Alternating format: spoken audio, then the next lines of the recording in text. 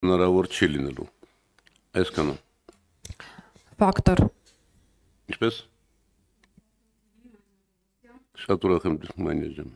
Իշխանությունը պնդում է, որ Սամվել Կարապետյանի հայտարարությունը քաղաքական գործընթացներից դուրս ինչ-որ գործողության կոչ է։ Դուք անձամբ ինչպես եք գնահատում գործարարի հայտարարության մեջ ընկած հետևյալ ձևակերպումը, որ եթե քաղաքական գործիչները չկարողանան, իրենց ձևով կմասնակցեն եւ մեկ հարց է,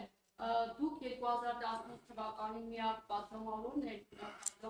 եք, որ դեմ գնացիք ձեր քաղաքական ուժին եւ Նիկոլ Փաշինյանի վարչապետի տեխնատությանը կողմ զայն տվեցիք, բայց 2 օր առաջ, երբ որ իմպիչմենտի գործընթացը արդեն սկսվել եւ ազգային ժողովում հանդիպում ունեցավ Արթուր Շահման հետ, դուք ստորագրեցիք իմպիչմենտի այդ հայտարարության տակ, սա ինչպես է։ Շիրով երկու շատ իրարից շատ մոտ հարց էր։ Սամվել Կարապետյանի հայտարարությունը բնականաբար վերաբերում էր եկեղեցուն աջակցելուն, եկեղեցուն պաշտպանելուն եւ միայն հիվանդ մարդը դրա տակ կտեսնի իշխանության բռնի զավթման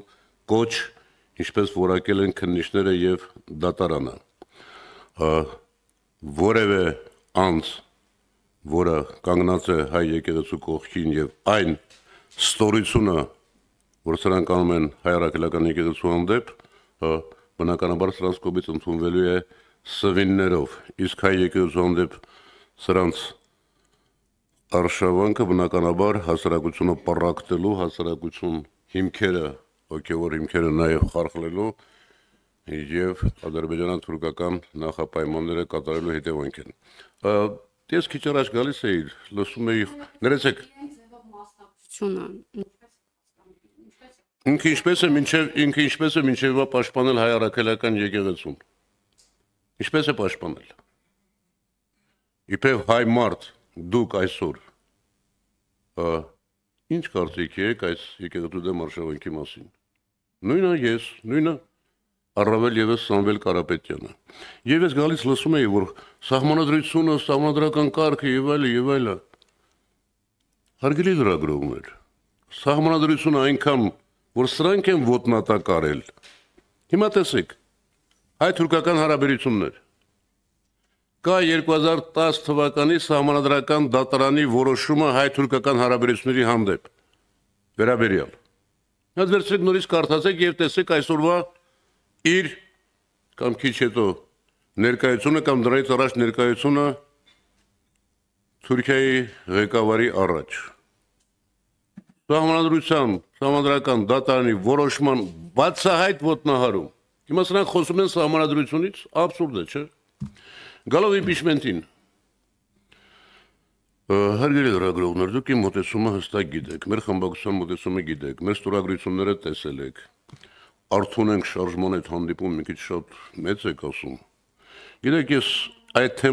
թեման փակել եմ նաև այդ տղայի այցելության ընթացքում, գիտեք, էլի իմաստուն խոսք կա, չէ՞, հանգուցալի մասին կամ լավը կամ ոչինչ, նույնը կարելի է ասել Մահամերձի մասին։ Եթե իհարկե առաջիկա օրերին,